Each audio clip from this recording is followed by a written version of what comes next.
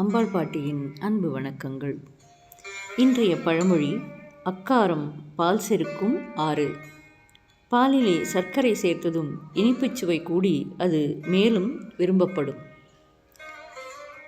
ஒரு ஊரில் செல்வந்தர் நேர்மையான முறையில் பொருளீட்டி ஊரிலேயே மிகப்பெரிய பணக்காரராக இருந்தார். ஒரு நாள் அவர் வீட்டிற்கு ஒரு துறவி வந்து தான் ஒரு கல்விச்சாலை நடத்துவதாகவும் அதில் உள்ள மாணவர்களுக்கு ஒருவேளை உணவுக்கான செலவினை ஏற்றுக்கொள்ளும்படியும் தான் இவ்வாறு தொந்தரவு செய்வதற்காக தன்னை மன்னிக்கும்படியும் வேண்டினார்.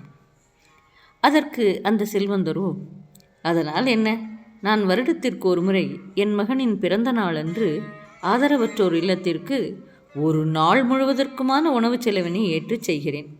உங்களுக்கு ஒருவேளை உணவுதானே, செய்தால் போயிற்று. வேண்டுமானால் ஒரு நாள் முழுவதற்குமான செலவையும் நானே ஏற்றுக்கொள்கிறேன் என்று கொஞ்சம் பெருமையாக குரல் உயர்த்தி பேசினார். அதற்கு அந்த துறவியோ அமைதியாக, அன்னதானம் செய்தால் கிடைக்கும் புண்ணியம் அனைவருக்கும் கிடைக்கட்டும் என்றுதான் ஒவ்வொரு வேளை உணவை ஒவ்வொருவரிடம் பெறுகிறோம். உங்களிடம் உள்ள செல்வத்திற்கு நீங்கள் ஒரு ஆதரவற்றோர் இல்லத்திற்கு மட்டுமல்ல, இன்னும் பல பல அறங்கள் செய்வது நன்று என்று சற்று கோபமாக அழுத்தமாக கூறிவிட்டு சென்று விட்டார். அவர் சொன்னதை கேட்டதும் செல்வரின் முகம் வாடிவிட்டது. அவர் தம் மனைவியிடம், அவர் ஏன் அப்படி கோபமாக பேசினார்?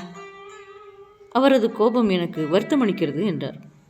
அதற்கு அவருடைய மனைவி, வருந்த வேண்டாம், நீங்கள் ஈட்டியதோ அறத்தால் நேர்வழியில் வந்த பொருள், அதை மேலும் அறவழியில் செலவிடச் சொல்கிறாள். நல்லதுதானே, அதை கோபமாகச் சொன்னால் என்ன? பாலில் சர்க்கரையை சேர்த்தால் மேலும் இனிப்புச் சுவை கூடுவது போல நீங்கள் செய்யப்போகும் தானங்கள் உங்கள் அறத்திற்கு பெருமையே சேர்க்கும். நீங்கள் கவலைப்பட தேவையில்லை என்று அவருக்கு ஆறுதலாக பேசினார். ஆம், நம் சேர்க்கும் செல்வம் அறநெறிக்கு மாறுபாடில்லாது பலதரப்பட்ட வகைகளால் அறம் செய்யும் பொழுது யார் சினந்து கூறினால் என்ன, கூறாவிட்டால் என்ன, அது சர்க்கரையின் பாலின் சுவையைப் போல மேலும் பெருமையை சேர்க்கும்.